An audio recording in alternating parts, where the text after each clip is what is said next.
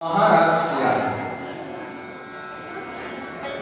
भगवान ने एक रास किया है और एक महारास किया है। इस रास में भगवान एक और सारी गोपियां, कोई गोपी मृदंग बजा रही है, कोई गोपी आराम कर रही है, कोई गोपी ताता थैया करती हुई नृत्य कर रही है। महाराज ऐसी स्थिति बनी रही। गोपियों ने मन में विचार किया, इन गोविंद को देखो कैसे नाच रहे हैं।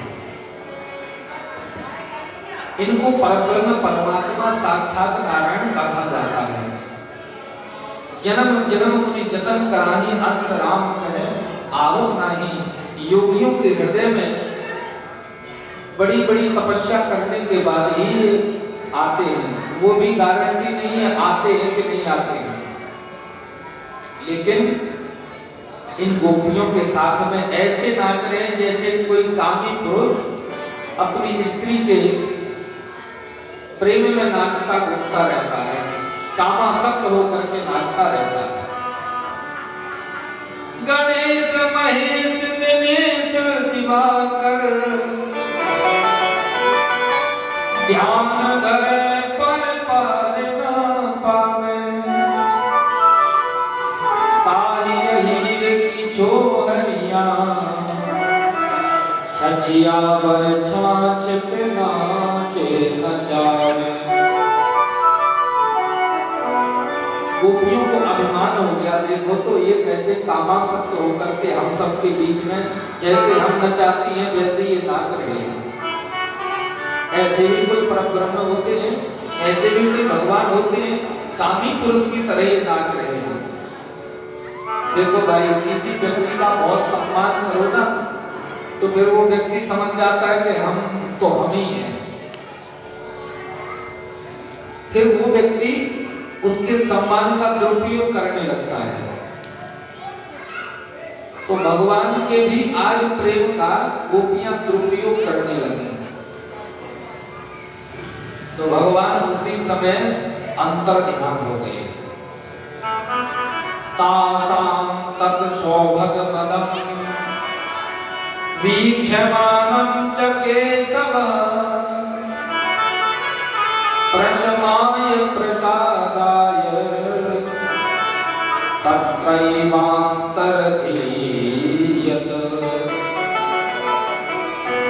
सौभगपदं, भगवान ने क्या उनके अंदर देखा? वो कहती है हमारा परम सौभाग्य है।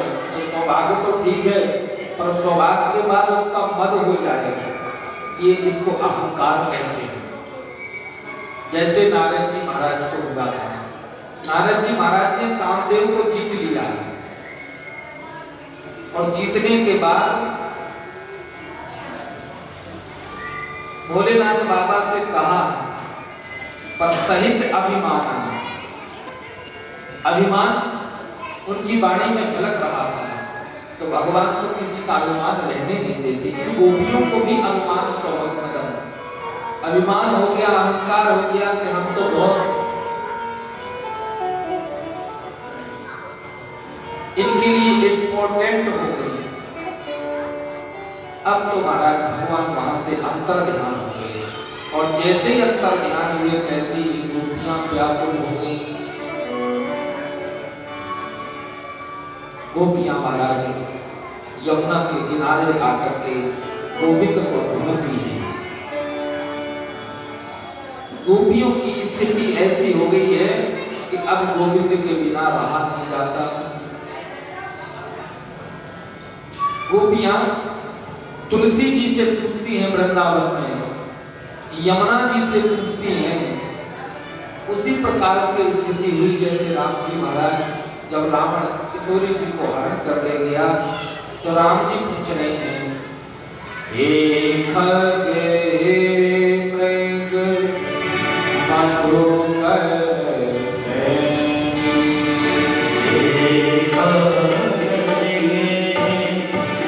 मधुकर सैनी,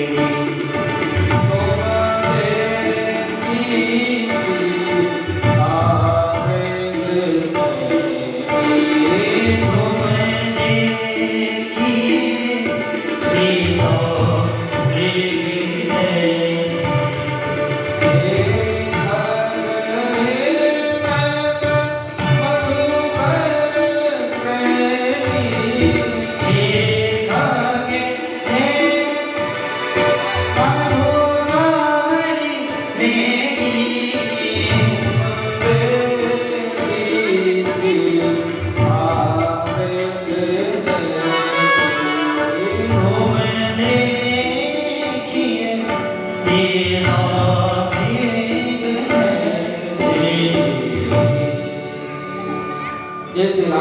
आज व्याकुल हो गए किशोरी जी के लिए।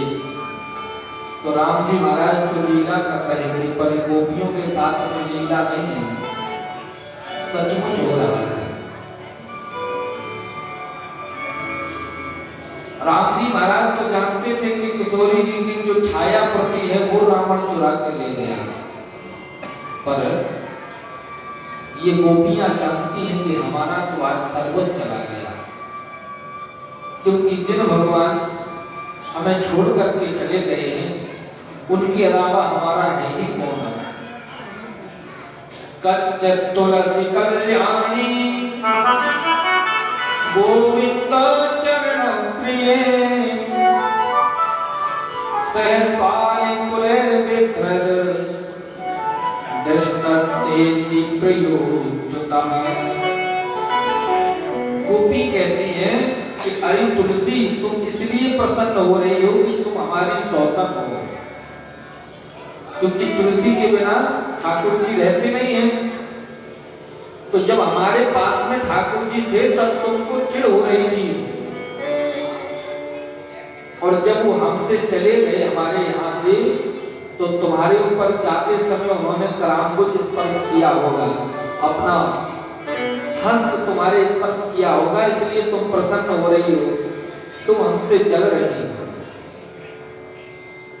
हे यमुनी, तुम भी हमसे ईर्ष्या द्वेष कर रही होगी, क्योंकि वो हमारे साथ में रास कर रहे थे ना, तुम्हें भी अच्छा नहीं लग रहा होगा, इसलिए तुम भी हमसे चढ़ रही होगी, तो तुम भी प्रसन्न हो रही होगी कि अच्छा हुआ वो चले गए छोड़ करके। वन से लता पता सबसे पूछती गोपी व्याकुल होकर के रोने लगी।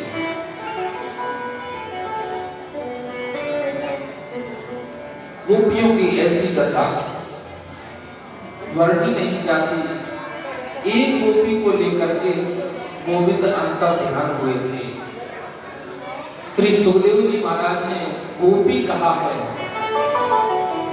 श्री किशोरी जी राधा रानी को, कहा नाम क्यों नहीं लिया, गोपी की जगह राधा लिख देते, वेदव्यास जी महाराज और सुखदेव जी कह देते। का सुखदेव जी महाराज श्री राधा रानी को अपना गुरु मानते हैं, और जिनका कृपा भाजन जो शिष्य होता है उन गुरु की जब शिष्य याद करता है तो फिर सुखदेव जी महाराज सोच रहे थे अगर हम किशोरी जी अपने गुरुदेव के नाम लेकर के अगर उनके चरित्र में चले गए तो हो सकता है कि परीक्षित जी को 7 दिन में कथा ना सुना पाए, इसीलिए केवल गोपी का संकेत किया।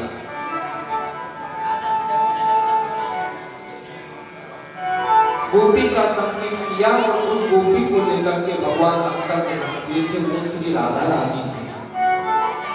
तो राधा रानी कौन है? आचार्य हैं, गुरु हैं।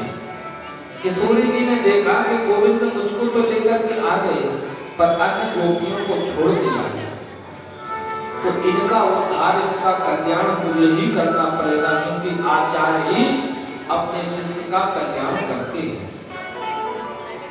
तो वे राधा रानी आचार्यत्व का आज निर्वाहन कर रही हैं और ठाकुर जी से कह रही हैं,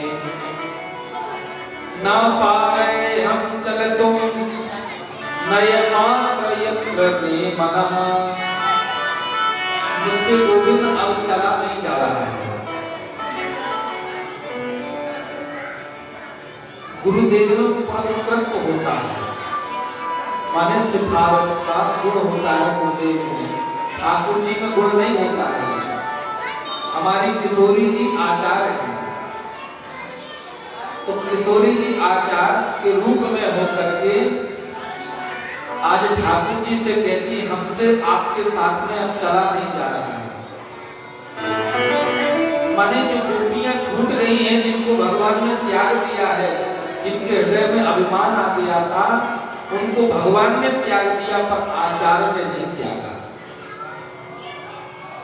तो अपने भक्त के लिए, उन गोपियों के लिए किशोरी जी ने ठाकुर जी से कहा मुझसे अब चला नहीं जाता है, और अगर आपको ले जाना ही है मुझे अपने साथ में, तो चाहे जैसे ले जाओ, हम चलेंगे नहीं। ठाकुर जी ने कहा तो ठीक है, आप हमारे कंधे पर बैठ जाओ। तुमसे चला नहीं जाता, तुम थक गई, हमारे कंधे पर बैठ जाओ। किशोरी जी ने कहा ठीक है। वस्तुतः देखा जाए तो किशोरी जी की इच्छा ही नहीं थी कन्हैया के साथ में जाने की। क्यों? क्योंकि जो आचार होते हैं वो बड़े कृपालु दयालु होते हैं। हम जैसे जीवों पर जाने अनजाने में अपराध बन ही जाता है ठाकुर जी का, लेकिन गुरुदेव भगवान हमें उपदेश दे करके, सीख दे करके और पुनः भगवान से जोड़ देते हैं, पुनः भगवान के शरणापन्न कर देते हैं, ठाकुर जी के चरणों में रखे रहते हैं। ये गुरुदेव होते हैं। तो किशोरी जी ने कहा हमसे तो नहीं चला जाता है। ठाकुर जी ने कहा हमारे कंधे पर बैठ जाओ। ठाकुर जी बैठ गए नीचे, किशोरी जी कंधे पर जैसे ही बैठने लगे तो ठाकुर जी भी वहां से अंतर ध्यान हो गए। किशोरी जी ने कहा नाथ रमण प्रेष्ठ क्वासी क्वासी महाभुज तास्यास्ते कृपणाया में सखे दर्शय सन्निधम।